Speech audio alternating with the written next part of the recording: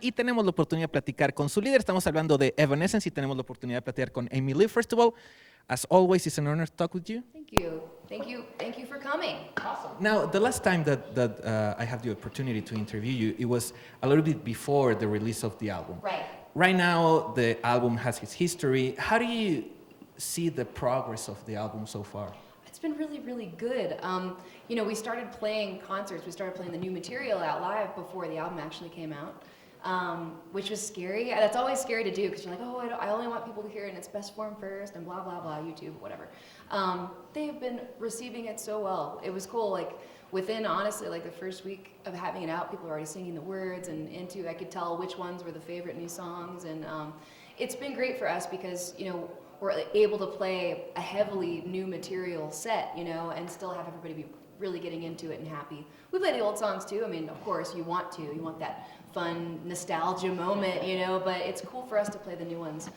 They're just so close to where we are now. Cool. And now you have a new video, From My Heart Is Broken. Tell us a little bit the story and the adventure of doing the video. It was really cool. Actually, this was one of the easiest, most laid-back video shoots ever. It was so nice. Dean Carr is the director. We've known each other for a long time. This is just the first time we worked together. It was a very pleasant experience. We just kept coming up with more and more creative ideas. I had an initial idea about creating a dream world, and then he came up with the idea of all these fiber optics and lights and stuff. And then it just kept snowballing into more and more cool ideas, and then we got there and it all just came together really, really, really well. That was fun. I would love to work with him again. Cool. Now, I'm going to ask you about two great shows that you did in the last couple of months, and tell me what you remember most. Obviously started with Rock in Rio. Oh, Rock in Rio, of course. 100,000 people, no pressure. And that was like our first show back playing all of the new stuff. So I was a little nervous. We were definitely still getting some of the kinks out on that one, but it's great. I mean, it's a really surreal thing that we can go and play a concert for that many people in a country far away from our own, no less. I don't know, I feel really blessed and honored that we're able to do that, especially after, taking so much time to make the record and come back and everything else. We just have some amazing fans out there. I just couldn't be more grateful for them. And great lineup, the whole festival. Oh yeah, totally. It was fun. It was a really fun thing. Guns N' Roses played. We got to actually hang out and see them. Cool. Now the other show at the Nobel Peace Prize ceremony. Yeah, that was a big highlight. It's one of the coolest things we've ever been invited to do. When I heard about it, I was just instantly like, is this real? Are you serious? The actual thing? We're really going to play it? So we got to go and watch the ceremony and hear these speeches from these women who, are putting their lives on the line to make the world a better place. And that's so inspiring and so humbling, and it just changes the way that you're thinking. So all the artists at the performances, like, we were all feeling this different feeling than a normal award show or something like that. You're thinking about your makeup and, your set and your writer. I think a lot of people kind of get caught up in that kind of way. And instead, everyone was like in this spirit of togetherness and unity and power and, even just like women being empowered was such a big part of it too. So it was a very inspired thing, and the performance itself, we were really nervous. The guys were all in like nice suits, I had like a nice dress design. It was a special, different thing for us. So we were really nervous, but then when we played, it just had this incredible feeling. Like I felt like a power came over me, and I just felt like, wow, I'm gonna remember this forever. This is really, really special. We were just so honored. Cool. Now, you know how the social networks are. I announced on Twitter yesterday that I'm going to interview you. A lot of your fans started sending me questions. I choose two. The first one is, what could be the most complicated thing about this tour so far? Complicated? Oh, it's not been complicated at all. I mean, it's always a balance between, working yourself too hard and getting to everyone. I think I've learned now that you can never completely please everybody all the time. So if I talk about how awesome our Mexican fans are, inevitably there's going to be somebody on Twitter that's like, you never talk about your Turkish fans. So you just learn to go, okay, we'll get to you, But no, actually it has been really great so far. The shows have been good. I think it's important to remember to pace ourselves. In the beginning, we were going really hard because it was all just starting up, and we needed to get out there and come back into the light again. And now this year, it's really just about playing the shows more than anything, and we're just getting into the groove again. It's been pretty good. Cool. Cool. The other question is, well, talking about craziness at tour, you're going to Japan, Yeah, and How do a you bunch feel? of other crazy and Taiwan, and Yeah. Korea, Seoul.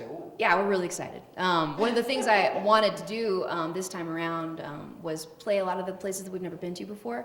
That's the fun. It's all fun, but that's the really cool part about the adventure is experiencing something that you never would have had the opportunity to experience. You know, outside of us getting to be rock stars. So getting to see a new place is something that's always cool for me. And now we've actually been to so many countries, there aren't a ton of them left. So we're going to Indonesia and Malaysia and the Philippines and China. I'm excited and nervous at the same time. I think it's going to be just really interesting, if nothing else. I mean, I'm just looking forward to seeing our fans. And the other question from the fans, what is the most important thing that you have changed as a person if you compare the Amy Lee of right now with the Amy Lee when you just start Evanescence? I feel a lot more comfortable in my own skin. I definitely felt in the beginning, and I think part of it's just being a teenager and being young and being full of just angst and insecurity. I don't know, I think I used to feel like I had so much to prove. And now I've been doing this for a while and I'm comfortable with who I am, and I don't know, I guess I don't let all the stuff that could get to me anymore. I love doing what I do and I do my best and that's it, and then I feel happy with that. Now, the new single, if I remember, is Made of Stone. It's going to be Made of Stone? Yes, it will be. Yeah, right now I think we're still kind of on My Heart Is Broken, but Made of Stone's going to be the very next one. Tell us a little bit the story behind that song. Okay, it's one of the oldest songs from the record. Like, it was one of the first ones that we wrote for the record. And its original form was actually very different. The demo version was very electronic. There wasn't guitar or anything. It was all with synthesizers and noises and stuff, which is interesting. Definitely those moments come through in the verses. You can hear that vibe going on, and it's definitely still in there. But we brought the band into it and sped up the tempo and just made it into this heavy rock song, and it just blew it into a whole nother universe for me. I felt like it took it to its full potential. I love the song. It's very strong. It's about kind of like what I was just talking about. It's about being strong and not letting the haters get you down. So that's a fun, empowering song for me to sing every night. Cool. The last question, I guess that you also are a Björk fan? Big time. Okay, if you could make one cover of Björk, which song would you choose and why? If I make like one song with her, like one of her songs? Yeah. Oh, shoot, that's hard. I kind of have this habit of making my own harmonies when I'm listening to stuff in the car or in my headphones or whatever. There's a song called Joga. I don't know how you say it or whatever. But I've always had my own harmony part to that. That'd be cool to actually do that one time. What is the most important thing that you admire about Björk? It's a tie between her amazing vocals and her fearlessness to try new things. She really has no fear. She's completely herself, even when it's the most raw and vulnerable thing ever. And I don't know, like, she's just very, very brave. Awesome. Well, thank you very much for your time in this interview. As always, you're really cool, and good luck with the rest of the tour. I know it's going to be amazing. And as always, also, you look beautiful. Oh, thank you. You too. You too. So.